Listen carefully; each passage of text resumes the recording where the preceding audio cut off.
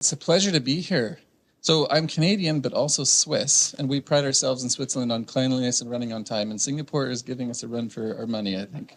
Honestly, you run like a Swiss train here. So it's really a pleasure to be here. I had a wonderful day yesterday visiting some of the universities and some of the colleagues doing work in health promoting campuses, and I'm frankly impressed at the ambition, the commitment, and the work that's been happening here across Singapore. I'll start by introducing myself a little bit more. I think it is always helpful to ground ourselves in who the person is that you're listening to, and then I'll talk about what we do at the University of British Columbia and the global movement of health promoting campuses in my talk.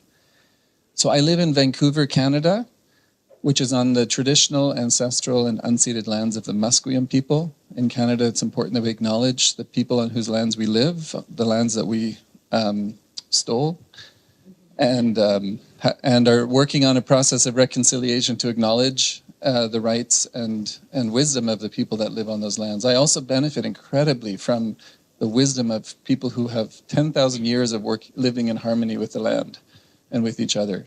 So that has been a source of learning for me as well. I have a wife who's a elementary school principal and reminds me every day about the importance of good teaching practices and preparing our students for going into university. And I have a 10-year-old daughter who keeps me very busy. My background is actually working at the intersection of research and practice in health, promotion, and sustainability for decades. I love that sweet spot of being at universities, leveraging the resources we have, and being able to influence community-based projects on campus and beyond. So I'll talk about some of those examples. Let me see if I can click for, oh, there we go. So yes, thank you for introducing our university briefly. We are a large campus, one of the largest in terms of land mass, certainly in North America, if not one of the biggest in the world. This is a picture of our beautiful two campuses. On the top you have the Vancouver campus, which is on the peninsula of the city. All those forests and beaches that you see are part of the university. So my calculations might be wrong, but I was saying yesterday, I think that a landmass of our two campuses is about 1% of Singapore. So it's a large scale university. And the bottom picture is the Okanagan campus, which is about 4 hours drive inland in a hot desert climate.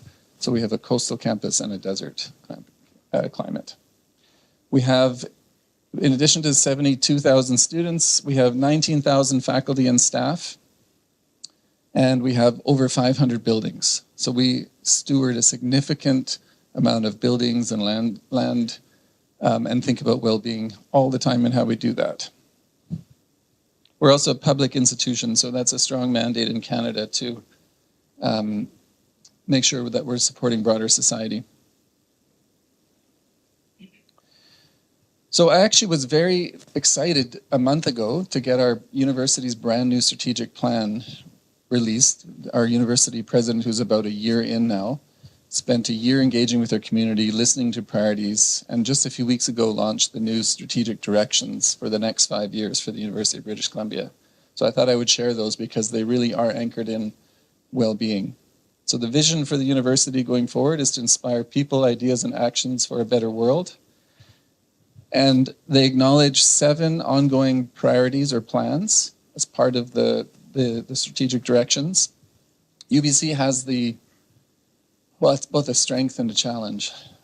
Commitment to many, what we call peoples and places plans. We have Indigenous strategic plans for each campus. They're on lands of different Indigenous peoples. We have a strategic equity and anti-racism framework. We have significant climate action plans, some of the boldest in the world. And we have a student plan and an employee plan. And I've highlighted in red, we have a well-being strategic framework. And that's the plan that my team facilitates for the university. So to be named at that level as one of the priority plans in coordination with all the others is really fantastic. And it is also a challenge because when you're a dean and you get all of these plans, all of these expectations, priorities landing on your desk, it's overwhelming at times. So we're constantly working on how do we embed these things together. So we are, for example, the Wellbeing Strategic Framework is named as a priority within the student plan, the employee plan, the sustainability plan, and vice versa. So we're trying to find ways to be integrative with all these plans.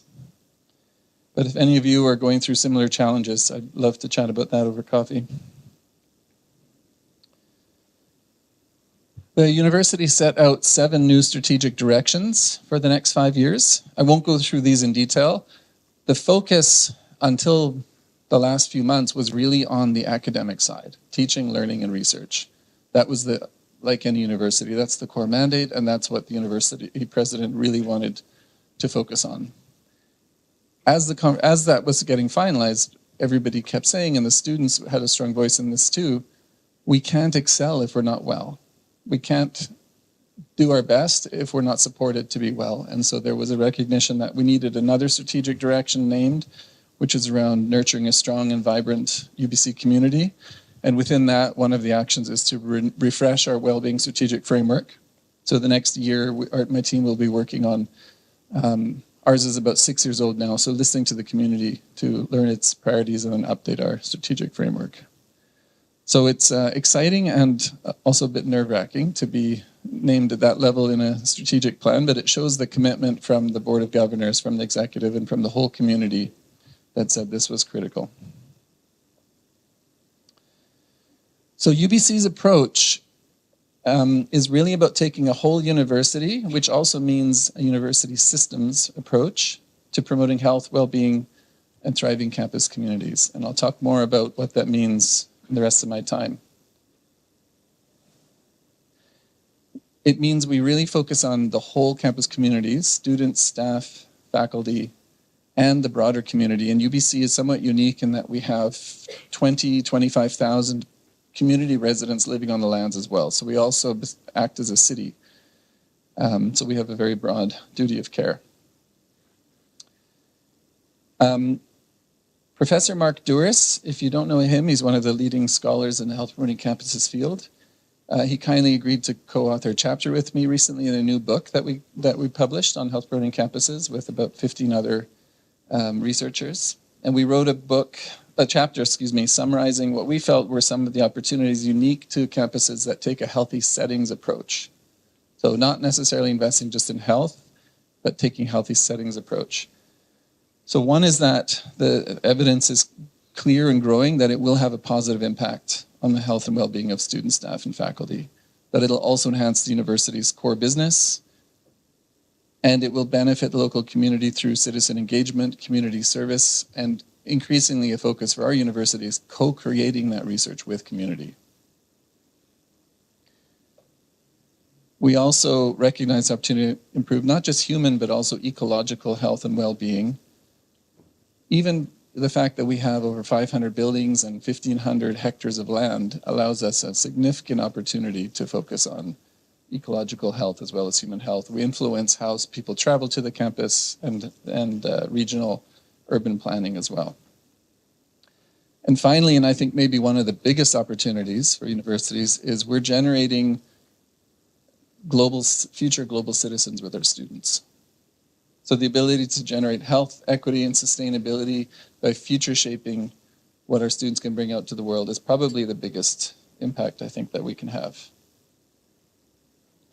But there are also some challenges, and we had a few other research projects, interviewed some of the leading health promoting campuses and asked the leaders what is working, what are the challenges, and these were some of the common themes that we heard. And yeah, I think you can think of these challenges as opportunities as well.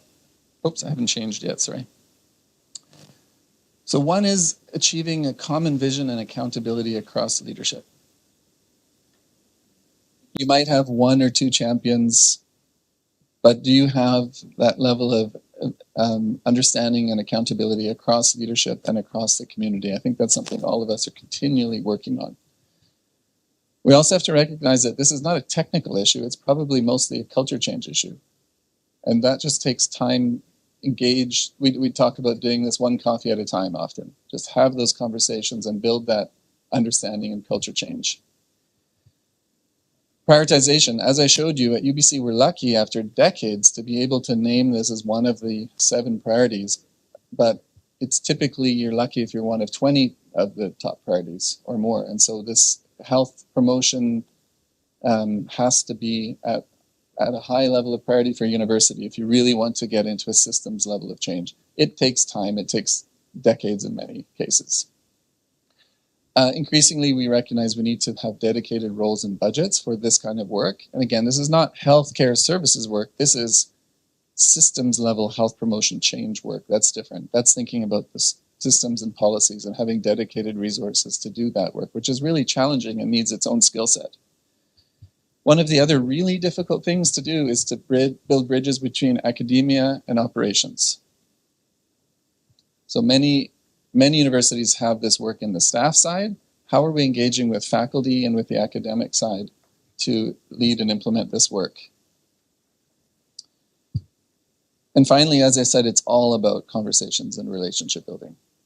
And so that is a significant area of focus. We have staff members dedicated just to this, to doing ongoing community engagement. And magic can happen when you do that.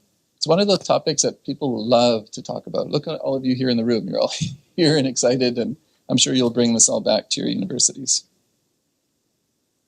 So I thought I would share a framework that I find enormously helpful in tackling this work, and it's called collective impact. Are you familiar with this at all? Seems like it's new to most of you. So it's called collective impact, and it's a framework to tackle deeply entrenched and complex social problems through cross-sector coordination rather than isolated intervention of an individual organization. And I love this image that gives you a sense of how hard it is to change a system. So we use this framework to guide our work at UBC. And collective impact typically has 5 conditions.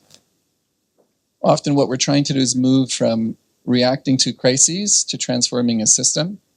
And it starts by recognizing what's our common agenda in doing this complicated work. What's the backbone team or functions or supports that can help move us through this tricky territory? And then what are the shared measurement, the mutually enforcing activities, and the continuous communications supports that we need to be able to move us through this? And it's hard, it's not linear. There's, you get lost in the woods a little bit, you have to backtrack, you have to learn some more, keep moving forward. And ultimately, through all this messy work and lots of learning, you hopefully get to some system transformation. So I'll give you a few examples of what we've learned in this journey. And if you're interested, there's a whole set of tools and resources within Collective Impact that can guide things. So I'll start by giving a few examples of the crisis we're facing. This was a study done with presidents in North America I think it was during the first or second year of COVID. And they asked presidents in US and Canada what their top priorities were. And 96% said student mental health and employee mental health were their top priority. There's been more research in Canada and BC that I wanted to highlight on the right. So we know that 75% of our students said that their mental health was negatively impacted by the pandemic. I think none of us are surprised. We're seeing more and more research showing this. On Canadian campuses, we saw a 10% increase in prevalence of severe mental distress, so the severe mental distress, in students pre-COVID to post-COVID. And we know that young adults are at risk for onset of mood and substance use disorders, more than most. We also have growing research showing that faculty and staff are impacted, and there was an overall decline in mental health of Canadian employees from the start of COVID to afterwards. And I would say that's one of the areas of most energy we're seeing as human resources teams at UBC and other campuses saying our staff are burnt out, stressed, and need more focus.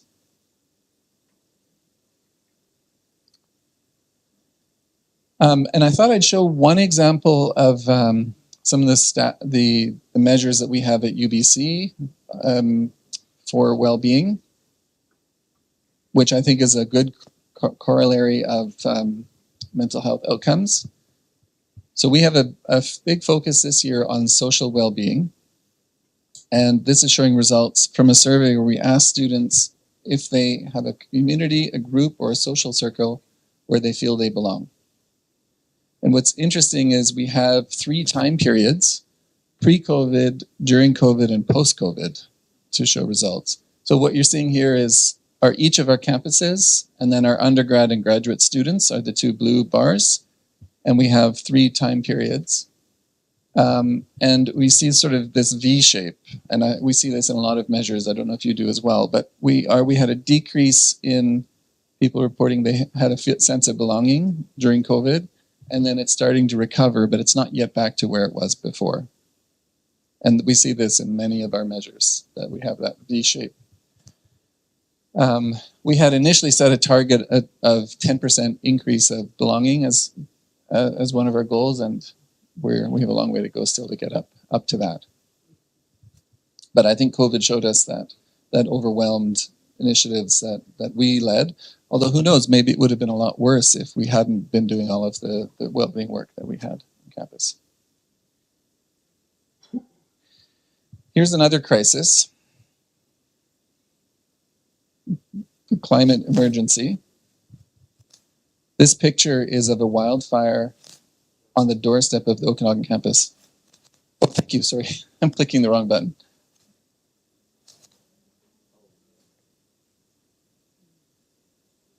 So this picture was taken from our Okanagan campus. This was last September, and the university campus came within about less than a couple hundred meters of burning down. The whole campus would have burned down. So in Canada, we're living through wildfires every summer now. 2 summers ago, we lost the equivalent of trees of the land area of France in one summer, just to give you a sense of how big the scale is. So we have hundreds of fires every summer now. And you can imagine what this does to our anxiety for our campus community. So climate anxiety is now a major focus for our university in how we teach, in the work that we do. We have fantastic student-led initiatives that are trying to help also reframe anxiety. Climate anxiety as climate hope. How do you also see hope and take action and engage with this work? So we truly focus on the ecological side, much if not more as the human side in our well-being and sustainability at work at UBC. It's existential for us. And for all of us, really. And I think most of us don't realize that climate change is already the #1 public health issue. It's the #1 impact on our mental health and the cost of the healthcare system. So we need to frame climate change as a health issue and a determinative health issue as well. And there are many other crises, but I thought I would just highlight 2. So what's our common agenda to tackle some of these crises that we all face? And I'll shift to talking a little bit about the health promoting campuses work. So I also co-chair the International Health Promoting Campuses Network. And this movement is about 30 years old now, going back to UK and Germany. We have national networks of health promoting campuses across the world. And the genesis was the Ottawa Charter for Health Promotion that talked about the importance of settings-based approach. And you can think of settings as a city, as a school, as a university. And that was really the shift to think about our work as campuses to be health promoting institutions. More recently, there are 2 charters that I'll talk about that really guide our work. One is the Okanagan Charter for Health Promoting Universities. That was created, it's called the Okanagan Charter because it was created at a conference held on our Okanagan campus, but it was really a global effort. There were hundreds of people from 85 institutions, World Health Organization, others that helped to write this document. If you haven't read it, start there. It's an excellent summary of the concepts and theory for this work. It's a very powerful and useful document, and now has over 600 universities across the world that have adopted this way of framing, being a health promoting campus in over 40 countries. And I'm just came here from China, where they just had the first university in China formally adopt and commit to build a Chinese network. So it's exciting to see. We have Africa, all the continents are now represented. So I won't go into the details. I think the vision is very powerful. It's about transforming health and sustainability of our current and future societies, strengthening our communities, and critically contributing to the well-being of people, places, and planet. There are two broad calls to action. We need to look at everything we do on our campuses, our systems, our policies, our strategies, our research. And then we need to think about how we can mobilize change off our campuses and broader society. There are also 8 strong principles to guide the work. And I literally put these up on the wall to inform every planning session, every strategic initiative. They're very helpful in thinking about, have we thought about engaging our students? Have we thought about comprehensive campus-wide approach? Have we thought about a settings-based approach? So we keep coming back to these to think about how it can guide our work.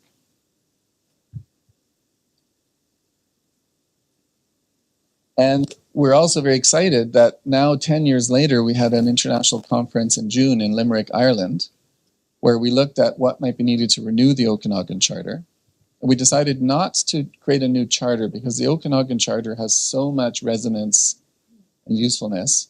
Instead, they created a Limerick Framework for Action, which will be launched. I think I just got the date yesterday. December 1st is probably the launch date for this new Framework for Action. And it will add additional implementation guidance for how to do this health promoting campuses work, building on the Okanagan Charter. So it came out of an 18-month process of engaging with universities around the world. We had 500 people respond to the survey about the content. We had a PhD student doing 40 interviews, and we worked with World Health Organization, UNESCO, IHLs to get their advice. And I would say the foundational pieces are not that different from the Okanagan Charter, but there's some additional calls around equity, sustainability, digital well-being, some 2025 issues, and then some more practical actions. There'll be 10 actions that they recommend we look at that include things like evaluation and student leadership, those kinds of things. So that, I think, is our common agenda for this work. And I'll give you a few more examples of how this work can play out. I won't go through all of these in detail, but some other recent research has highlighted what I think are a few powerful paradigm shifts in taking a whole university systems change approach. So I'll go through a few of these. The first one is shifting from the idea of individual care or individual behaviors of self-care to recognizing that this is about settings and determinants of health. So I'll give you an example of what that can look like. Sorry, I'm not following with the right buttons. Okay, so we're going from self-care to settings and determinants of health. And I love this way of describing it. If the frogs in a pond started behaving strangely, our first reaction would not be to punish them or even treat them. Instinctively, we'd wonder what was going on in the pond. So maybe take a quick second and just think about that. In your campus environment, what comes to mind for you when you think of this metaphor?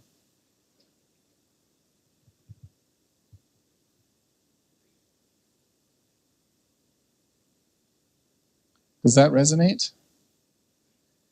The challenge is we have a duty of care to supporting humans, right? And so we can't let that go, but we need to increasingly think about what's going on around the humans that is enabling health and well-being and sustainability. So I'll give a couple examples of how that's helped inform our thinking. So we in our first Wellbeing Strategic Framework really framed a lot of our work around health topics like mental health, physical activity, nutrition.